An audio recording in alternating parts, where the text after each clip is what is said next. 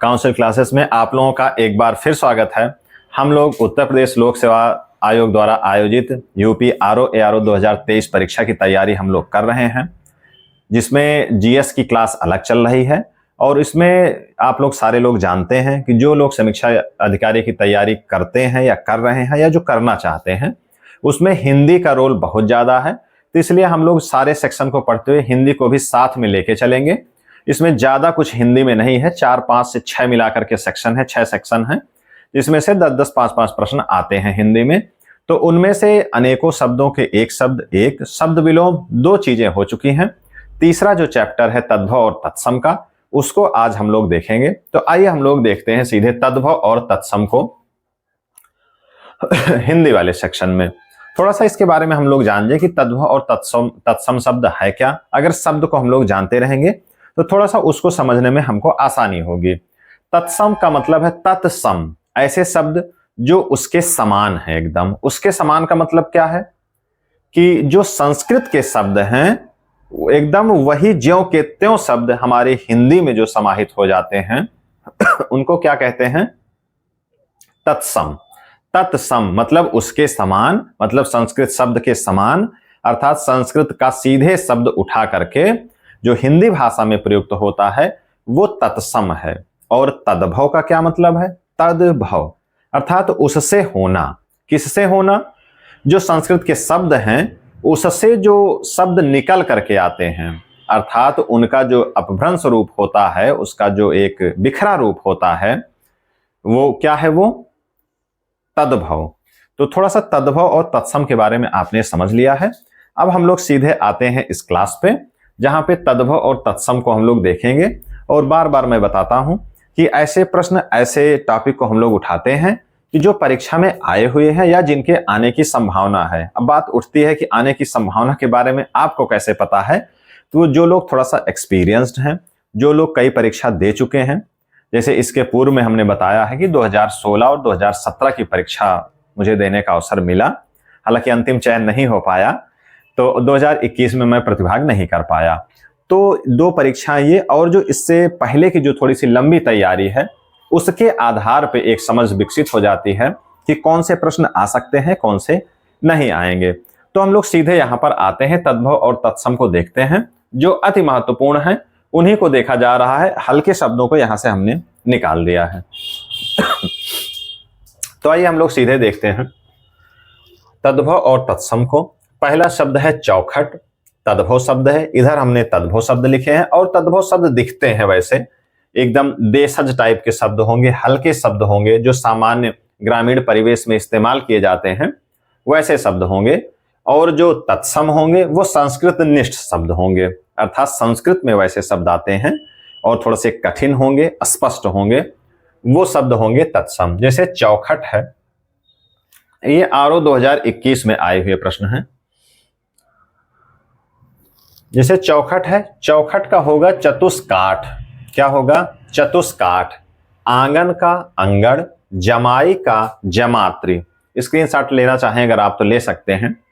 इसका स्क्रीनशॉट लेकर के आप इकट्ठा, अगर जितने भी क्लासेस इसमें रहेंगी तद्भव तत्सम की, उसमें से लेकर के अगर आप इकट्ठा उनको लिख लेंगे तो एग्जाम से पहले एक बार अगर रिवाइज कर लेंगे तो बहुत आसानी से आपके ज्यादा से ज्यादा प्रश्न सही हो जाएंगे। आंगन का अंगड़, जमाई का जमात्री, पंख का पक्ष, हथनी का हस्तिनी, गोद का होता है क्रोड, दाढ़ी का दंष्ट्रिका। दाढ़ी का क्या होगा? दंष्ट्रिका। अब सारी चीजें किताबों में दी हुई हैं, लेकिन वहां पे बहुत ज्यादा मटेरियल दिया हुआ है, 10-10, 20-20 पेज में दिया हुआ है।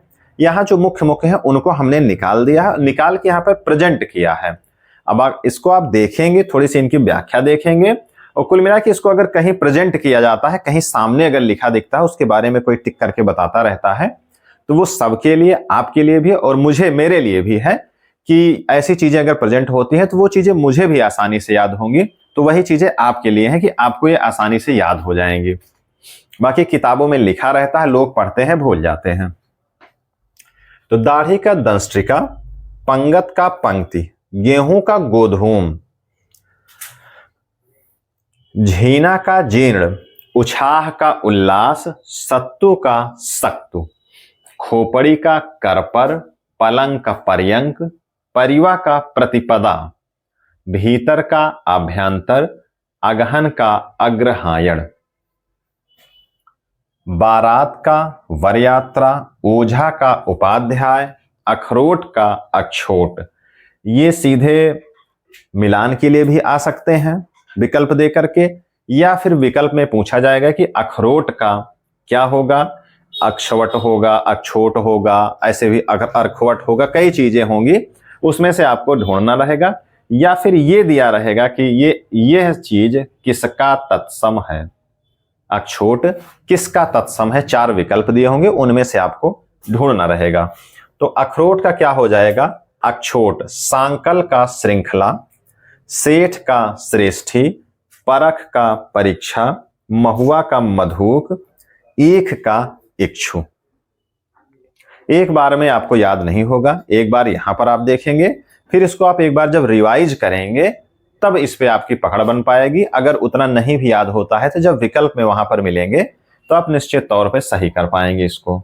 आगे देखते हैं, चबूतरा का चत्वाल, बेंत का वेत्र, चना का चणक, ऊन का ऊर्ण, थाली का स्थाली, डायन का डाकिनी, अटल का स्थिर, केवट का कैवर्त। कैवर्त आधा था और पूरा था।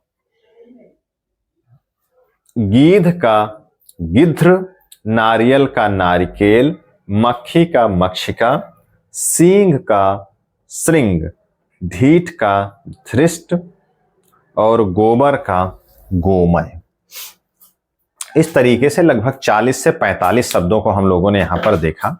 तद्भव और तत्सम के 40 से 45 शब्द यहां पर हमने लिखा है। इसको हमने थोड़ा सा प्रेजेंट करके दिखाया है ताकि आपके मन मस्तिष्क में ये चीजें आसानी से बैठ जाएं। ऐसे ही 3-4 क्लास हमारी रहेगी जिसमें मोटा मोटा 50-50 शब्दों को हम लोग देखेंगे। जब वो कुल मिलाकर के 200 से 250 तत्सम और तद्भव तैयार हो जाएंगे। और ऐसे जो उतने आसान नहीं हैं, जो आसान वाले हैं वो तो लगभग करीब करीब लोग गेस कर लेते हैं, या उनसे जो है दिमाग से वो सारी चीजें उन किताबों से पढ़ते हुए कई बार वो गुजर चुके हैं। और ज्यादातर होता है कि साधारण से आते हैं तो विकल्पों में आप उसको देख करके गेस कर ले जाते हैं। ये थोड़े से कठिन है और परीक्षा में आए हुए हैं। तो इस तरीके से हम लोगों ने इसको देख लिया है, तद्भव और तत्सम को।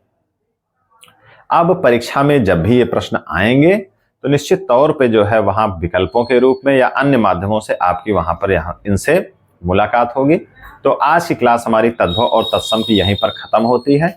अगली क्लास हम लोगों की तद्भव और तत्सम की रहेगी जिसमें महत्वपूर्ण प्रश्नों को हम लोग चर्चा करेंगे। चर्चा करने से आपको चीजें आसानी से याद हो जाती हैं। मेरा प्रयास केवल इतना ही है, किताबों में आप चाहे हरदेव बहारी जी की किताब लें, चाहे पृथ्वीनाथ पांडे की या आदित्य पब्लिकेशन की एक बुक आती है, उनको आप लेकर के पढ़ेंगे तो उसमें बहुत सारा दिया है। उसको एक तरफ से पूरा रट पाना, पढ़ पाना मेरे समझ से सबके लिए आसान नहीं है। हालांकि जो लोग विलक्षण प्रतिभा के होंगे उनके लिए बहुत ही आसान है, वो कर सकते हैं। तो हमारी क्लास या जो एक सामान्य तैयारी होती है वो अति सामान्य बच्चों के लिए है। गाइडेंस की और कोचिंग की और डायरेक्शन की उनको जरूरत होती है जो थोड़ा सा सामान्य किस्म के होते हैं। जो विलक्षण है उनके लिए क्या है, वो तो सब रट के फेंक देंगे। ठीक है, तो आज की क्लास हमारी यहीं पर खत्म होती है। आपको हमारी क्लास कैसी लगती है शेयर एंड सब्सक्राइब करें, हमारा चैनल आप देखें उसको, और कमेंट आप जरूर करें कि इसमें और क्या कुछ अच्छा किया जा सकता है। ठीक है, धन्यवाद।